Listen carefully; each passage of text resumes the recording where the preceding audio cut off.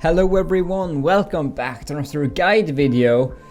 Today we're playing some Raid Shadow Legends and we're going to do an offense character guide, which means an overall guide for offensive characters, not those being discriminative or anything, just the ones actually dealing a lot of damage, that type of offense. So please don't be offended by this. So yeah, let's get right into it. So there's many different kind of characters in this game. Some are just raw offense, they don't do a lot of debuffs. Well, typically most of them who does do damage. For example, this guy, he does deal a lot of damage and he does debuffs. And it's all dependent on your hero, whether they do area of effect damage, or whether they do debuffs, or maybe they buff themselves or buff your team.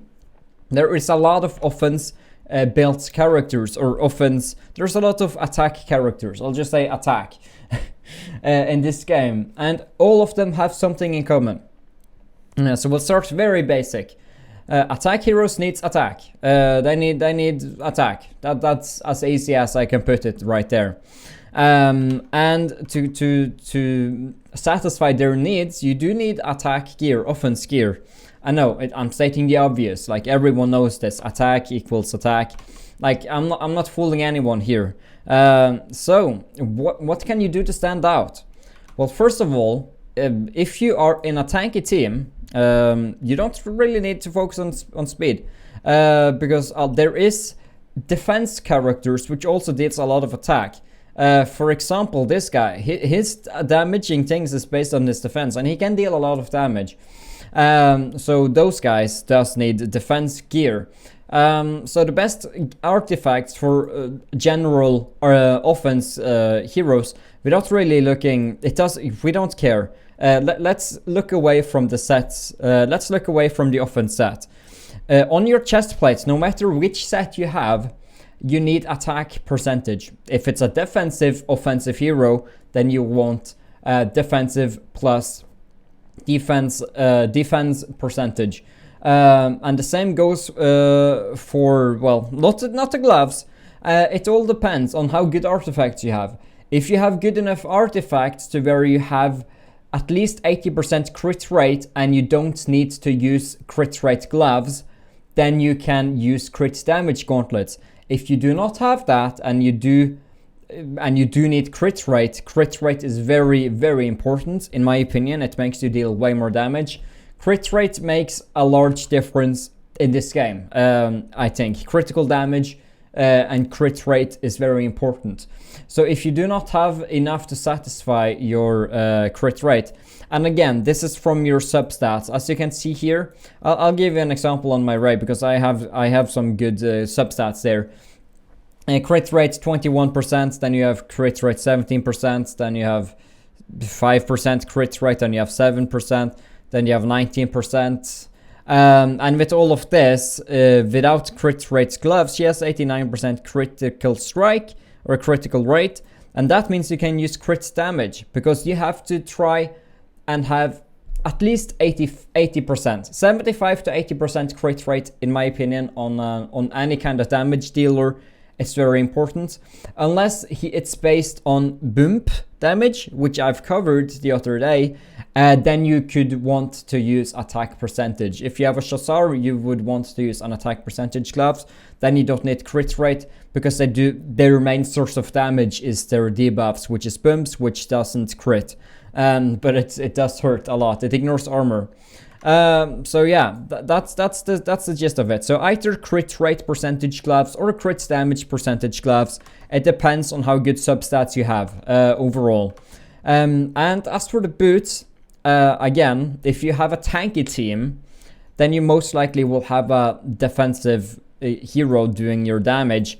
Then I would want you to use, not speedy boots, I would want you to use defense percentage boots.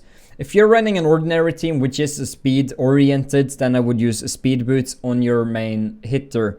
However, Pirate Slacker and some other people may disagree and say you should want an attack percentage, but that's up to you.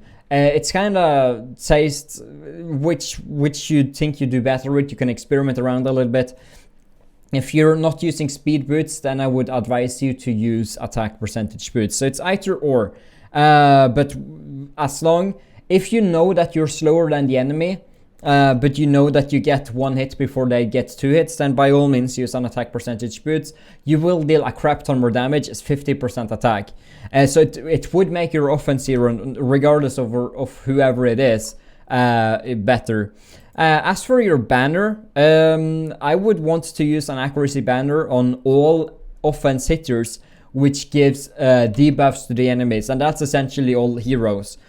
If you for some reason have an offense hitter which does not do any debuffs, then I would use an attack banner. And yeah, what's important to keep a note, as an offense hero, and you let's say you deal array of effect damage, you hit all the enemies, then it's important for you to have accuracy.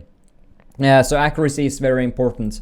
But then again, if your hero is hitting one enemy, it's a one-hit KO'er, he deals a lot of damage to just one enemy, and the debuff isn't too great. It's like, it's irrelevant. Maybe your other heroes does that debuff for you.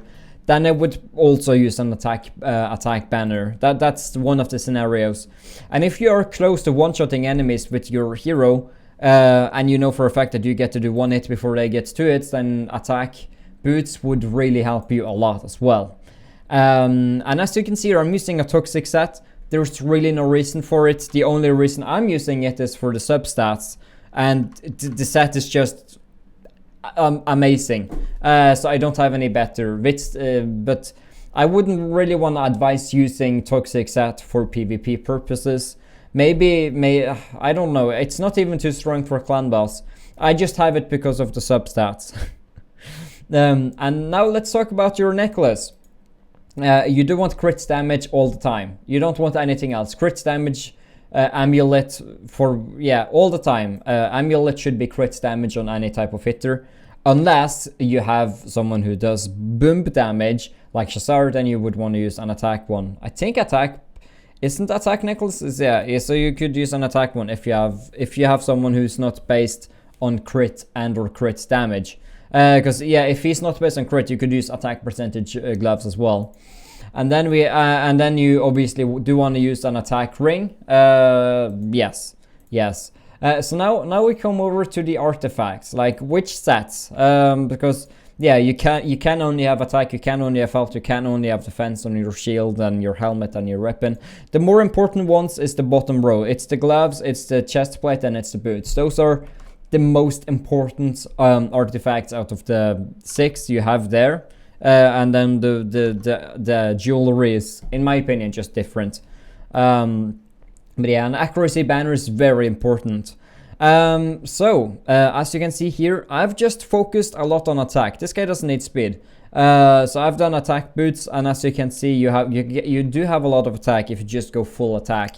So yeah, this is just how any ordinary attack hero should be. If you have a good offense stat, but then again, if you have godlike substats, don't be afraid to use a set or break a set bonus if you have something with an insane stats, because I've had that happen to me before.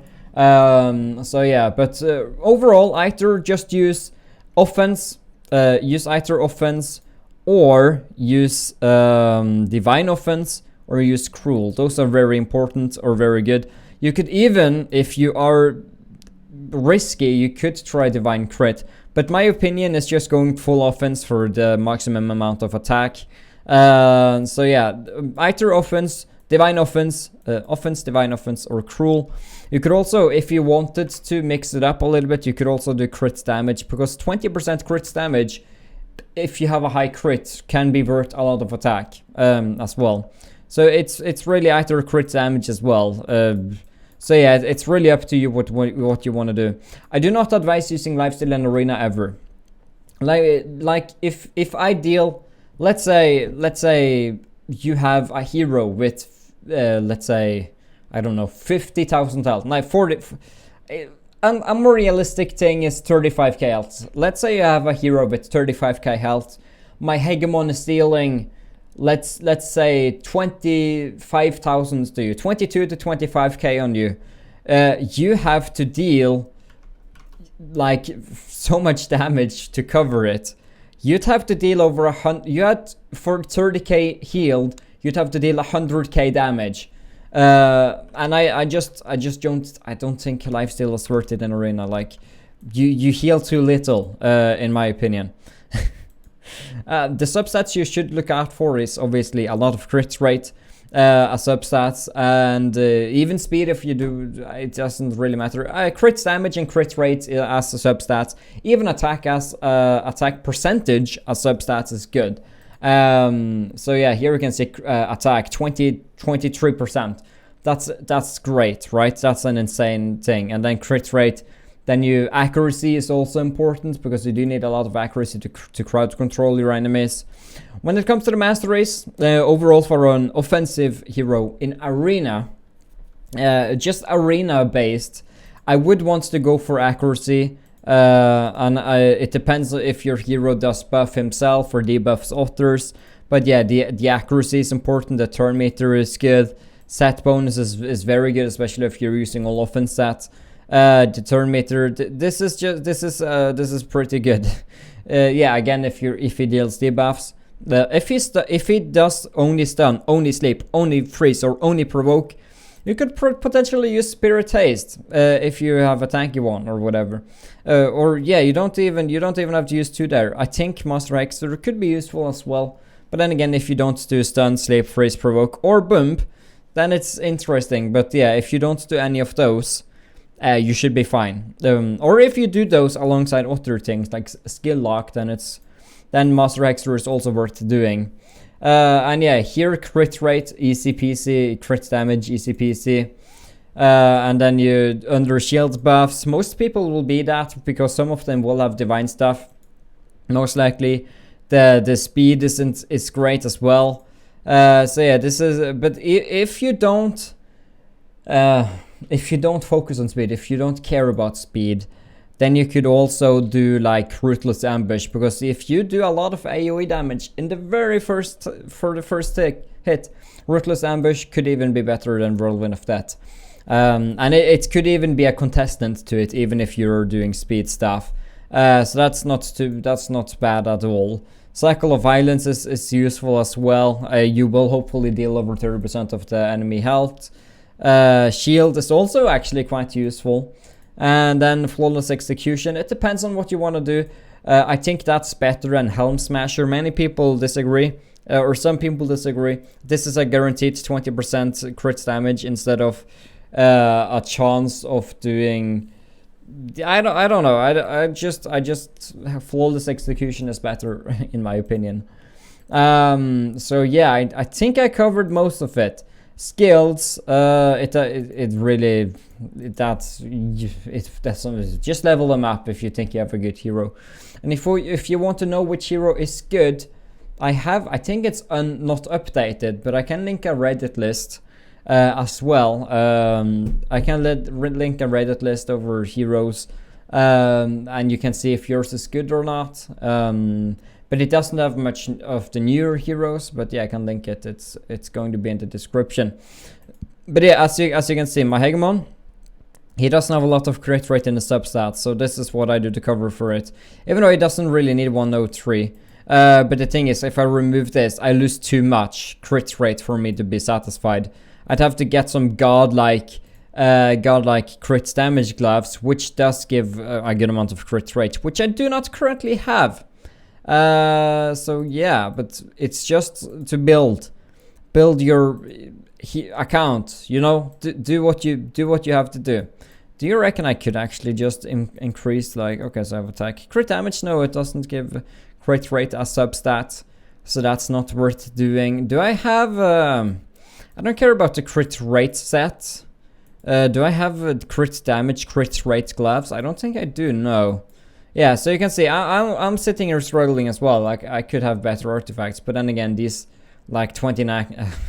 this guy is good, I suppose. But yeah, this is about it. That's an overall, not specified to any hero offense hero guide. If you guys did enjoy, you should leave a like and you should subscribe as well, maybe. That would be cool. If you didn't like, let me know what you didn't like. Okay.